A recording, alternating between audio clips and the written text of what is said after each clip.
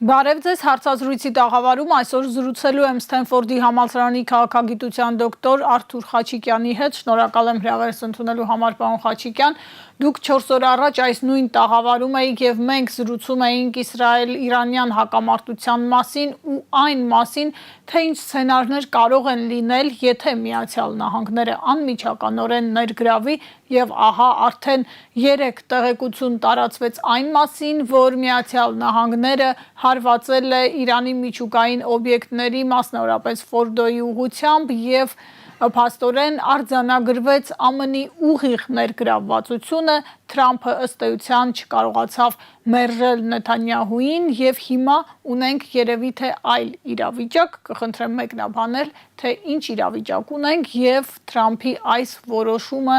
ում օգտին աշխատեց։ Այո, մենք դրա մասին խոսել ենք, վաղուց ենք խոսել, երևի լավ կլիներ չխոսենք, որովհետև ինչ որ ասում ենք լինում է։ Մենք կարող ենք ուղղակի ընդունել, որ ապրում ենք մի աշխարհում, որտեղ այլևս չկա որևէ միջազգային օրենք, որևէ միջազգային հանրություն, չկա ՄԱԿ, չկա ՄԱԿ-ի խարտիա,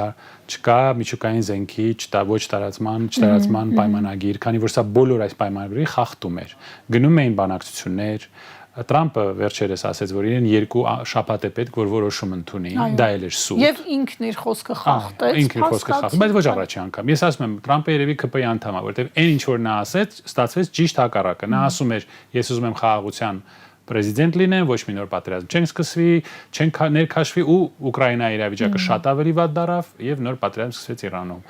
Ուրեմն Իսրայելի հարձակումը, որ եղել էր ուրբաթ օրը, դրանից 3 օր հետո պետք է վերսկսվեին բանակցությունները, այսինքն դա էր խաբեություն։ Ինչ կատարվեց։ Փաստորեն Միացյալ Նահանգները օգտագործեցին իրենց B2 stealth այդ ռմբակոծիչները, ծանր ռմբակոծիչները, խաբելով Իրանին։ Ամեն ռմբակոծիչը օգտագործեց 2 MOP, հեսա իշեմ, mandatory ordnance penetration կարծեմ, այսպիսի անգլերեն բանը GR57, GR57 բաները ռումբերը, որոնք բունկերային ռումբեր, այո, հակաբունկերային ռումբեր, որոնք ունեն մոտավորապես 15 տոննայի քաշ, այսինքն 15000 կիլոգրամ, պատկերացնում եք, այսպիսի բան ընկնի մեր գլխին։ Պայթուցիկ կարող են տանել։ Այո, եւ մինչեւ 60 մետր կարող են ներթափանցել գետնի տակ, մինչեւ 60 մետր։ 6 ռմբակոծիչ է օգտագործվել, ամեն մեկը 2 ռումբ, այսինքն մոտ 12 ռումբ է օգտագործվել Ֆորդոյի դեմ։ Մենք չգիտենք թե ինչ վնաս է հասցվել, հնարավոր է որ նույն տեղը մի քանի անգամ խփել են, որովհետև նույն բանը արեց Իսրայելը Հեզբոլլայի դեմ, 80 ռումբ մի տեղ գցեց Իսրայելը, մի բունկերի վրա 80 ռումբ։ Մենք չգիտենք դա ինչ վնաս է հասցվել, նաև բան է Tomahawk cruise missiles հրթիռներ են օգտագործվել Իսֆահանի դեմ, Սուզանավերից են արձակվել 30 հրթիռ, սա ինչ է նշանակում։ Սա նշանակում է, որ մենք ապրում ենք մի աշխարհում, որտեղ այլևս ծիծաղելի է խոսել ոչ դեմոկրատիայի մասին, ոչ միջազգային օրենքի մասին, ոչ ՄԱԿ-ի մասին,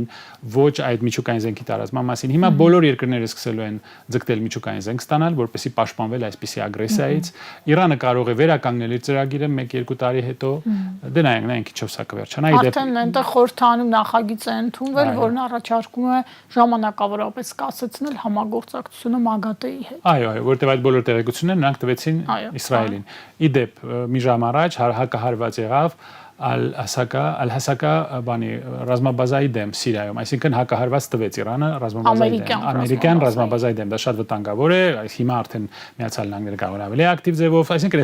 էսկալացիան գնալու է։ Դա նշանակում է, որ տարածվելու է միջուկային զենքը ռեգիոնում, դա շատ վտանգավոր է։ Չինաստանը եւ Ռուսաստանը մերձենալու են այսպիսի վարկից հետո, նրանք հասկանալու են, որ պետք է միավորեն իրենց ուժերը։ Նշանակում է, որ Ուկրաինայի վիճակն է վատանալու, քանի որ ուկրաինացիներին այլևս այդքան օգնություն չեն տալու, դա հիմա ուղղվելու է դեպի Միջին Արևելք եւ Ռուսաստանը շատ ավելի կոշտ ձևով է վարվելու ուկրաինացիների հետ եւ արևմուտքի հետ, քանի որ տեսնում են, որ պայմանավորը շատ դժվար է։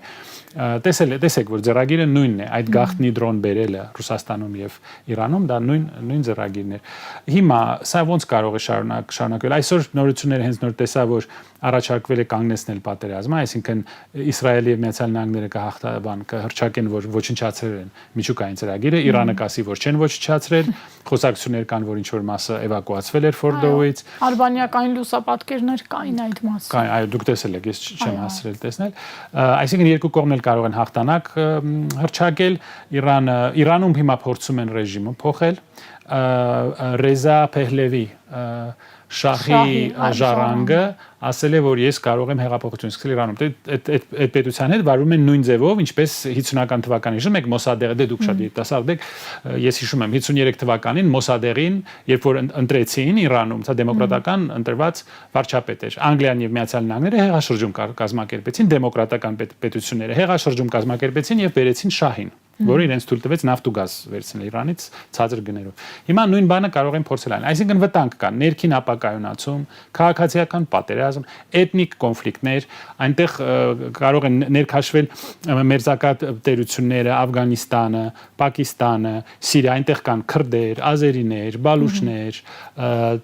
արաբներ, այսինքն նրանք կարող են հրահրել ինչ-որ ներքին կոնֆլիկտ, որ մասնատել Իրանը։ Դա լինելու է Իսրայելի երազանքը եւ վերջի նախադասությունը սա կարող է բերել, եթե Իրանը պարտվի Ռուսաստանի եւ Չինաստանի մեծ պարտությունը իրենց համար եւ կբերի ՆԱՏՕ-ի, Իսրայելի, Թուրքիայի եւ Ադրբեջանի հեգեմոնիայի Կովկասում եւ Միջին Արևելքում։ Խաչիկյան, իշխանափոխության մասին Իրանում ամերիկյան ակնարկ եղավ հենց Թրամփի կողմից, նա ըստ էության չէր բացառել ռեժիմի փոփոխության հնարավորությունը իր սոցցանցում եւ այդ մասին գրել էր, ու սա ըստ էության նշանակում է, որ Թրամփը բացահայտ խոստովանում է այլ երկրի, սուվերեն երկրի, ինքնիշխան երկրի ներքին գործերին խառնվելու հնարավորության մասին։ Բայց առաջ անգամը չի։ Տեսեք, Իրաք 2003 թվականին, դրանից առաջ Յուգոսլավիա, դե այնտեղ որոշ հիմքեր կային։ Հիմա էլ Իրաք, հիշում եք 2003 թվականին ասում էին միջուկային զենք ունեն, քիմիական զենք ունեն, չկան, սուտ էր։ Լվացքի փոշի էին վերցրել, պատրվակ էր, այո։ Լվացքի փոշի էր ցույց տալի Կոլին Պավլը, հիշում եք մակում։ Դրանից հետո Լիբիա ռմբակոծեցին, Կադաֆիին սպանեցին, հիմա երկու կառավարություն ունենք Լիբիայում, քաղաքացիական պատերազմ։ Սիրիայում հրահրեցին սա, հիմա մենք ունենք լիբերալ դեմոկրատական տերորիստներ Սիրիայում, որոնք ղեկավարում են երկրը, Եվրոպան շատ հանգիստ իրանց ընդունում է։ Այսինքն նրանք ժամանակին սովետական միությունն էին մեղադրում, որ սովետական միությունը հեղաշրջումներ կազմակերպում եւ այո, եղել էր դա եւ Չեխոսլովակիայում, Վենգրիայում, Լեհաստանում, Գերմանիայում, Աֆղանիստանում եւ այլն։ Հիմա նույն բանը անում են նրանք։ Այսինքն միջազգային համակարգի օրենքները չեն փոխվում, միջազգային հարաբերությունների դինամիկան, այն ուժերը, որոնք կառավարում են միջազգային հարաբերությունները, չեն փոխվում։ Դուք ուզում եք եղեք կոմունիստ, ուզում եք եղեք մահմեդական, ուզում եք եղեք լիբերալ դեմոկրատ, դուք անելու եք նույն բանը։ Խաղի կանոնները չեն փոխվում։ Խաչիկյան եւ Իրանի արտգործնախարարը Ռուսաստանում է, Պուտինի հետ հանդիպում եւ ռուսական դիրքորոշումը այս կոնֆլիկտի մասով հասկանալիորեն տարբերվում է ամերիկյան մոտեցումից։ Ռուսաստանը կոշտ դատապարտում է Իսրայելի եւ նահանգների գործողությունները եւ իր աջակցությունն է հայտնում Թեհրանին, դատապարտում է նաեւ Չինաստանը։ Չինաստան Ռուսաստան առանցքը ինչ հնարավորություններ ունի ազդելու այս հակամարտության վրա, այնպես որ էսկալացիան ել ավելի չմեծանա, որովհետեւ հենց ինքը Պուտինը օրեր առաջ խոսել էր այն մասին, որ մենք իսկապես մոտ ենք 3-րդ համաշխարհային պատերազմին։ Ես իհարկե Վլադիմիր Վլադիմիրովիչի չեմ, բայց դրա մասին 3 տարի զգուշացնում եմ, որ մենք գնում ենք դեպի մեծ համաշխարհային պատերազմ։ Սա վտանգ է եւ Ռուսաստանի համար եւ Չինաստանի համար։ Սա մեծ հարված է եւ մեզ, Հայաստանին, որտեղ Իրանը զսպում էր մեր հարևաններին եւ մեզ ինչ որ կորիդոր էր տալիս դեպի ծով, դեպի մեր հյուսիսային դաշնակցի, որը ժամանակին դաշնակից էր, սա մեծ հարված էր։ Թուրքիան, Ադրբեջանը դրանից կօգտվեն։ Ինչ է պայմանավորել այս անձը Թուրքիայում, մենք հետո կիմանանք, մի քանի շաբաթ, ամիս հետո, նա կխոստովանի ինչի մասին է խոսել, նշաձող իջեցրել է Սյունիքի, թե ոչ, մենք հետո կիմանանք դա։ Հիմա Ռուսաստանը եւ Չինաստանը ամեն ձևով աջակցելու են եւ աջակցում են արդեն, ռազմատեխնոլոգիական տարբեր զենք արդեն տրամադրել են Իրանին, այնտեղ խորհրդատուներ կան հաստատ, հոպի համակարգեր են բերվել Ռուսաստանից, Չինաստանից, ինչ որ ինքնաթիռներ են գնում ըստ որոշ Telegram կանալների, ուղղակիորեն միջամտել Ռուսաստանի համար շատ դժվար կլինի, քանի որ դա կնշանակի երկրորդ կոնֆլիկտի մեջ ներգրավվել։ Այո, որը նրանք չեն ուզում անել, բայց դա արևմուտքի միտքն է, ցանկությունն է, նույն ձևով ինչպես օգտագործելով մեզ եւ օգտագործելով Ղարաբաղը, Մակրոնն եւ Շան Միշելը, անունը չգիտեմ, չեմ էլ ուզում, փորձում էին սադրեին Ռուսաստանին, այսինքն այո, մեր ղեկավարին սովորացնում էին, որ ղարաբաղցիները հայ չեն, որ դա մեր գործը չի, մենք պետքա գնանք Նրբերշիկի ֆեստիվալի, իսկ ռուսները պետքա մեր տեղը կռվեն, այսինքն Ռուսաստանը ուզում էին սադրեին բախման Թուրքիայի, Ադրբեջանի հետ, նրանք շատ լավ դա հասկացան եւ չգնացին դրան։ Հիմա նույն բանը կարող են Իրանում անել։ Բայց ռուսների համար կորցնել Իրանը դա մեծ հարված է, դա մեծ հարված է BRICS-ին, դա մեծ հարված է Ռուսաստանի հյուսիս-հարավ այդ կորիդորներին, բոլոր մեկուսացում Ռուսաստանի ավելի ծայրահեղ կլինի, եթե թույլ տան, որ Իրանը պարտվի, եւ ել ավելի կախված կլինեն Թուրքիայից եւ Ադրբեջանից։ Հիմա մեզ հասնող լուրերի նրանք պայմանավորվել են, որ պատերազմը դադարի։ Իսրայելը առաջարկել է Միացյալ Նահանգների միջոցով, այսինքն երկու կողմներ ասել են, որ մենք հաղթել ենք եւ պատերազմը դադարի։ Մեզ համար դա շատ կարեւոր կլինի։ Ես հույսով եմ, որ այս էսկալացիան չի շարունակվի եւ որ Վաշինգտոնում խելագարություն չեն ունենա ցամաքային պատերազմ սկսել Իրանում եւ ցամաքային ուժեր տեղադրել Իրանում, բայց պետք է հասկանալ, որ Վաշինգտոն չկա։ Վաշինգտոնը դա Իսրայելի փաստորեն մասնաճյուղն է դարել, քանի որ օգտագործելով Իսրայելի լոբիի միջոցները, որոնք միլիարդավոր դոլարներ են տալիս ընտրությունների ժամանակ, Նետանյահուն այդ ռազմական հանցագործը, որը կատարել է ցեղասպանություն եւ որի դեմ դատավճիռ կա միջազգային քրեական դատարանի կողմից, որը դատապարտել է Միացյալ Նահանգները, այսինքն նրանք օրենքից վեր են, այդ մարդու գրպանում է գտնվում Վաշինգտոնը։ Միացյալ Նահանգների կառավարությունը հիմա գտնվում է Նետանյահուի գրպանում։ Պարոն Խաչիկյան, այսօր նաև տեղեկություն տարածվեց Իսլամական հեղափոխության պահապանների կորպուսի ոչ պաշտոնական տելեգրամյան ալիքը տեղեկություն տարածեց այն մասին, որ Թեհրանը թիրախավորվել է Բաքվի օդային տարածքից, իսրայելական օդանավերը Բաքվի օդային տարածքով են անցել փաստորեն եւ հարվածել Թեհրանին եւ նշվում էր, որ սա անպատիժ չի մնա։ Գուցե հիմա Իրանը հասկանալի պատճառով չկարողանա ներգրավվել Ադրբեջանի հետ նոր հակամարտության մեջ, բայց հետագայում, եթե այս պատերազմը իր համար հաջող կամ առնվազն նվազ կորուստներով ավարտ ունենա, այս հարցը ինչ եք կարծում, թողնվելու է, թե հետևանք ունենալու է։ Սա պաշտոնական աղբյուրից է։ Կիսապաշտոնական կարող ենք համարել։ Ես նույն բանը տեսա Alistair Crook, այդ նախկին բրիտանացի դիվանագետ կա, որը նույն բաներ ասել, որ Ադրբեջանի տարածքից հարվածներ են հասցրել։ Իհարկե Իրանը դա չի մոռանա եւ հետո հաշիվներ կունենա բարձելու Ադրբեջանի հետ։ Մենք պետք է թողնենք մեր սովորությունը սпасել, երբ մեր հարևանները խռովը կռվելու են միմյանց հետ, որ ինչ որ բան դրանից քաղենք։ Դա վատ սովորություն է, մենք պետք է հրաժարվենք դրանից, բայց գիտեք, արդեն ուշ է։ Արցախ արդեն չկա, Ղարաբաղ արդեն չկա, Իրանը չդատապարտեց այրի տեղահանումը այնտեղից, չնայած որոշ ձևով զսպեց Ադրբեջանի հնարավոր ագրեսիան Սյունիքում։ Նրանք թող իրենց հարցերը պարզեն, մենք պետք է ունենանք կառավարություն, դիվանագիտություն, ղեկավարություն, ոչ մի բան էլ չունենք, մենք դրա ոչ մեկը դրանից չունենք հիմա։ Մենք նստած սպասում ենք, թե մեր հետ ինչ է լինելու, որովհետև մենք ղեկավարություն չունենք։ Պարոն Խաչիկյան, եւ գանք արդեն ուղիղ մեր խնդիրներին, թեև այս ամբողջը ուղղակիորեն եւ անուղղակիորեն նաեւ մեր անվտանգային սպառնալիքներն են, բայց Նիկոլ Փաշինյանի Ստամբուլ կատարած այցելությանը հաջորդեց Իսլամական պետությունների կազմակերպության հայտարարությունը, նրանց արտգործնախարարները կոչ էին անում Երևանին փաստացի իրականացնել Բաքվի բոլոր պահանջները եւ այսպես կոչված խաղաղության պայմանագրին խոչընդոտող մնացած խնդիրները վերացնել, դրան քիչ առաջ եղել է Հայաստանի արտգործնախարարության պատասխանը, որը չգիտես ինչու զարմանք է հայտնել։ Մենք կարող ենք արձանագրել, որ փաստորեն այս հայտարարությունն էր Նիկոլ Փաշինյանի Ստամբուլյան այցելության առաջին, ինչպես ասում են, ծիծեռնակը։ Հնարավոր է, որ սա փորձ է լեգիտիմացնել այն զիջումները, որը նա արել է։ Հնարավոր է, որ արդեն ինչ-որ բան զիջել է, ինչպես գիտեք, մեզ սուտ են ասելու, մեզ ճշմարտությունը չեն ասելու, մենք հետո ենք իմանալու։ Հնարավոր է, որ պաս են տվել, այսպես ասած, այս կազմակերպությանը, որպեսզի տպավորություն ստեղծել, որ ամբողջ աշխարհը ցանկանում է, որ մենք գնանք այս։ Հիշում եք, որ ասում են աշխարհը չճանաչեց Արցախը դրա համար։ Հիմա սա 50-ից ավելի իսլամական պետություն ներկայացնող կազմակերպություն, որը նրանք օգտագործեն, ասելով, որ հիմա աշխարհը ուզում է, որ մենք Սյունիքը զիջենք, մենք ինչ անենք, դա մեր մեղքը չի, դա իսլամական պետությունների մեղքն է, ռուսների մեղքն է, բոլշևիկների մեղքն է, նախկինների մեղքն է եւ այլն եւ այլն։ Գիտեք, նրանք մեղավոր կգտնեն։ Այս հարթակը առաջի անգամ չի օգտագործում Ադրբեջանը, որքանով ես գիտեմ։ Այս հարթակը նաեւ իմ կարծիքով ինչ որ դատապարտեց, թե զարմանք հայտարարեց այդ ագրեսիայի վերաբերյալ Իրանի վրա տեղի ունեցած ագրեսիայի։ Բայց տեսեք, այդ պետություններից մի քանիսը օգնում են, աջակցում են Միացյալ Նահանգներին, Իսրայելին եւ Միացյալ Նահանգներին, օրինակ Հորդանանը։ Օրինակ երբեմն նաև Սիրիան, որի տարածքով այդ հարվածները հասցվել են, Հորդանանը օգնում է կանխել այդ հարվածները։ Սաուդյան Արաբիան դատապարտել է, բայց բոլորը գիտեն, որ Սաուդյան Արաբիան եւ որոշ պետությունները Պարսից ծոցի պրոամերիկան են, ամերիկան վերահսկողության տակ են, այսինքն այս հայտարարությունները մնում են հայտարարություններ։ Թուրքիան էլ դատապարտեց եւ ցեղասպանությունը Պաղեստինում եւ հարձակում, բայց շարունակում են նավթ մատակարարել Իսրայելին։ Այսինքն այս խոսքերը պետք է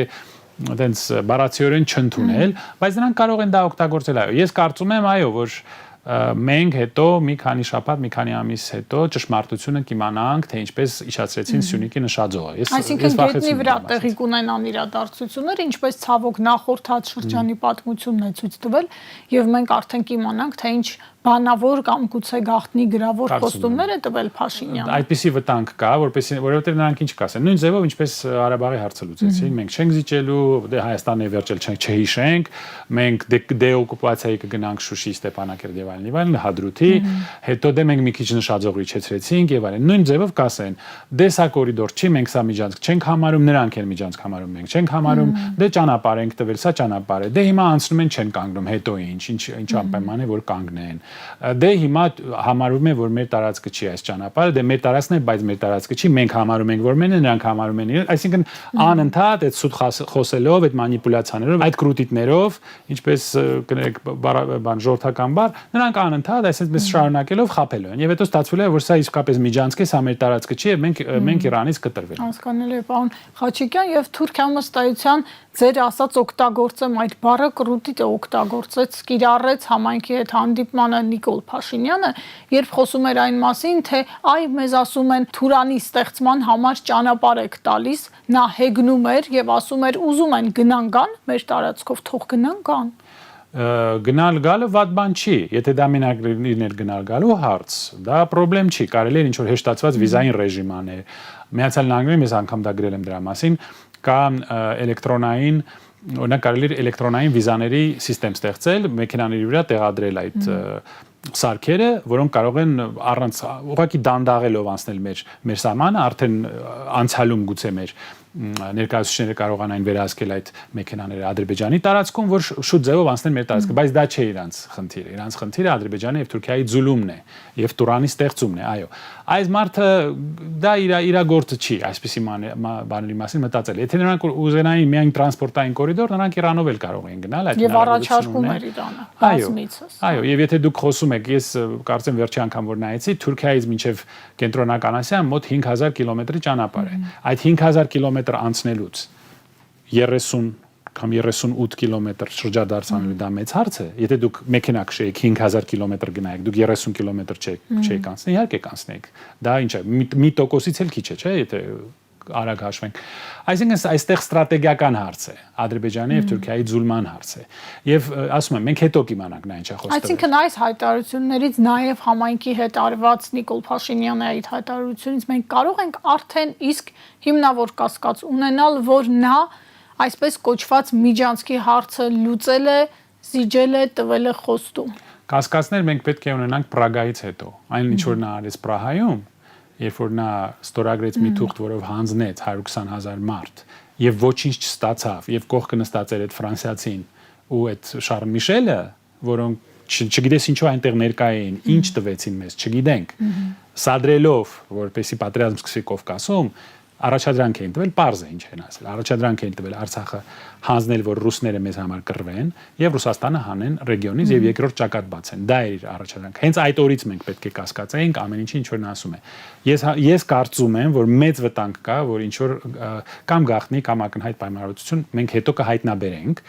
եւ հետո մի ուրիշ հարց, այդ 100,000-ավոր ադրբեջանցիների վերադարձը։ Դե դա էլ է օրակարգում։ Այո, օրինակ ասի դե գիտեք հիմա մի մարդ մի ընտանիք թող գա ապրի, օրինակ առաջ ապրում ենք մոռանան, որ մենք 35 տարի իրար սպանել ենք, այնքան վիզ ենք կտրել, այսինքն մեր վրացիների հարաբերությունները եւ Ադրբեջանի հետ հարաբերությունները դժվար է համեմատել ռացիոնալ մարդու համար։ Կասեն դե հիմա գալիս են ձեր գյուղում ապրում են, ով է խանգարում։ Դե ասենք այս գյուղը չի, այն գյուղն է, այն գյուղում ապրեք, թող այս գյուղը իրանց լինի։ Գիտեք, մեր մարդկանց որոշ մասը, երբ որ նրանց փող են խոստանում ու ուտելիք, նրանք ամեն ինչ մոռանում են։ Նրանց կասեն, գիտեք, ձեր փողը շատ կլինի, առևտուր կլինի,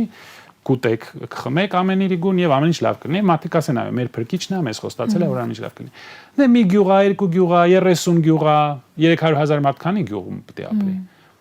Մեր գյուղը ինչքան հազար մարդ ունի։ Ես ասել եմ, ասենք 5000, թե 5000 մարդ ունեն 60 գյուղ։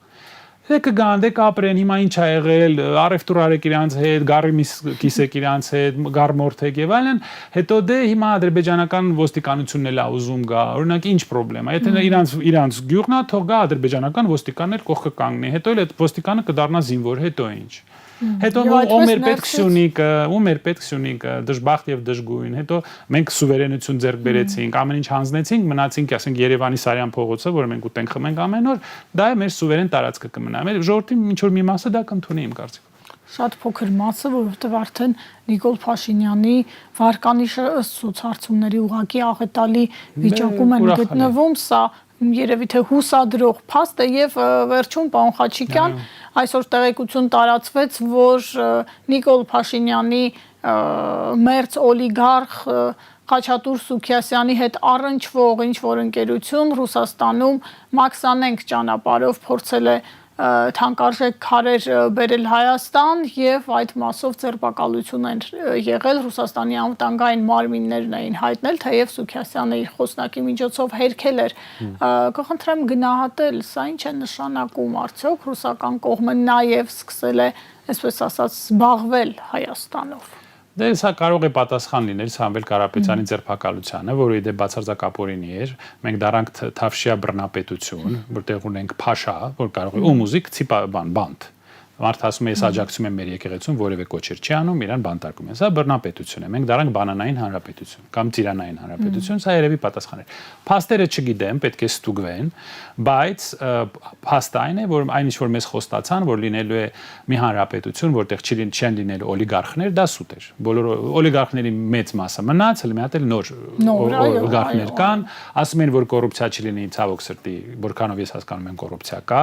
մարդիկ շատ արագ հարստացան, որոշ իրենց ընտանիքի անդամները, ինչքանով ես եմ հասկանում, ես դա իրենց հայտարարագրերն են փաստում, դրանք փաստեր են։ Դե ես ամերիկյան դատարանի աշխատող եմ, ես չեմ տեսել, իմ աչքով չեմ ասում, բայց եթե այդպիսի տեղեկություններ կան, պետք է դա վերանել, նայել։ Փաստորեն այո, եթե հարցով էլ մեզ խաբեցին, ես չեմ զարմանում, իհարկե փաստերը պետք է ստուգել։ Ինչ վերաբերվում է մեր ընդհանուր իրավիճակին, սա տոտալ ֆիասկո է։ Մենք 7 տարի գնացինք դեպի տոտալ ձախողում, բոլոր բնակավարներում ձախողում։ Հիմա էլ Իրանի հետ եթե մեր հարաբերությունները դե դες պատերազմ շարունակվի, ճանապարհները փակեն, Ռուսաստանի հետ արդեն տեսնում եք խնդիրներ կան, Ծիրանը չեն թողում մենք բանանենք, տանենք այնտեղ։ Եթե շարունակվի այս Եվրո թատրոնը, Վրաստանի հետ իդեպ կոնյակի հետ կապված նույն խնդիրներ տևական ժամանակ։ Աստված մի հարցը մենք դուրս գանք ԵՀՏՄ-ից, գները 2-3 անգամ բարձրանան, մենք ցենք սովից մեռնել, սա է մեր ապագան։ Հիմա պարոն Խաչիկյան, տեսեք հեծի ազգայնացման մասին է խոսում, որը ռուսական կապիտալ է, էլի ուղիղ կապ ունի Ռուսաստանով նախագործարար Սամվել Կարապետյանի նրա դեմ հետապնդումների հետ եւ մամուլով տեղեկություն գնաց, որ փորձ է արվում նույնիսկ այն վաճառել թուրքական ինչ-որ ընկերության, սա էլ իհարկե պիտի հավաստվի, բայց տեղեկությունը առնվազն հրապարակվեց։ Դե անհնար է չտեսնել, որ սա ուղղակի պատասխան էր պարոն Կարապետյանի հայտարարությանը, որ նա աջակցում է մեր եկեղեցուն։ Այսինքն մեր եկեղեցու վրա հարձակվեցին, որովհետև հրահանգ ստացան Ալիևից եւ Էրդողանից, որտեղ եկեղեցին վերջին ինստիտուտն է, որ դեր մեզ պաշտպանում է, հարձակվեցին եկեղեցու վրա։ Կարապետյանը փորձեց եկեղեցին պաշտպանել, իր վրա հարձակվեցին, բանտարկեցին, հիմա իր ունեցվածքն են խլում։ Դուք պատկերացրեք ինչ է լինելու 26 թվականի ընտրություններին։ Եթե այս մարդը կարծում է, որ նա սուլտան է Հայաստանի, ինչ կուզի կանի, այսինքն ընտրություններին ինչ կուզի բառացիորեն կանի, պատկերացրեք ինչ խեղաթյուրումներ են լինելու, ինչպես են կեղծելու 26 թվականի ընտրությունները։ Դա բավականին վախենալի է։ Իմ կարծիքով Թուրքիայից էլ միջոցներ կբերվեն, Եվրոպայից էլ միջոցներ կբերվեն, այդ Եվրո դերասանների թիմը, Եվրո չտեսներին էլի կբերեն մեզ երրորդ դիտորդությամբ։ Այո, կամ էլ բան եւս մեկ հանրակրվե կանցկացնենք, այդ մեկը քիչ էր, երկրորդը կանցկացնենք, որ էլի անպատասխան կմնա, բայց նրանք մեզ էլի Եվրոկոնֆետ ցույց կտան, որ այո, մեկ եք հանձնենք, տապալենք, ընտրենք այս մարդուն, որը 7 տարի ամեն ինչ քանդեց, բայց մենք կգնանք Եվրոպա։ Բայց դա տեսակ, որ սուտ էր։ Այդ խոստումները օգտագործելով արևմուտքի ամբողջ քարոզչական այդ պոտենցիալը եւ տասնյակ միլիոնավոր դոլարները, որոնք ամեն տարի բերվում են մեր գրանտակերներին, էլի բաժանելով, էլի մեր ժողովրդին խաբելու են։ Էլի այդ գիպնոզի տակ պահելու են, օգտագործելով ՀՄԷԿ-ը, Civilnet-ը, Radio Liberty-ն եւ այլն, որոնք ի դեպ այսենց լուր նստած են, երբ որ մարդուն բանտարկում են իր խոսքի համար, երբ որ հարձակվում են եկեղեցու վրա, երբ որ մարդկանց ծեծում են ռումբ են գցում, խաղաղ բողոքի մասնակիցները։ Եթե Պուտինը այսպիսի բան աներ, իրանց էլեկտրականությունը երևի ֆազերը կխփեին, այնքան կխոսային դրա մասին։ Ամեն 5 րոպե ցույց կտային Պուտինը ոնց է ձերբակալում մի բանի լրագրողի։ Եվ այդպես էլ արեցին Պոլիտկովսկայի մահը եւ այլն, հիշում եք այդ Մագնիսկի ցուցակը եւ այլն։ Ես չեմ ասում դա ճիշտ է թե ճիշտ չէ, բայց դրա մասին կխոսեին։ Այո, ամեն 5 րոպե մենք կլսենք այդ բոլոր կանալներով, բայց հիմա քանի որ դա Պուտինը չի մեր բռնապետն է, դրա մասին չեն խոսում։ Սա էլ ձեր արևմուտքի դեմոկրատիան, սա էլ ձեր մարդու իրավունքները եւ ազատ մամուլը։ Էլ ինչ բացատրեմ Մարիանա ջան։ Շնորհակալ եմ, պարոն Խաչիկյան, երևի մեր լսողները, մեր հեռուստադիտողները ամեն ինչ տեսնում են ու գուցե նաև արդեն իրենց համար արել են արձանագրումներ։ Շնորհակալ եմ, հարցազրույցին սպասեք վաղը։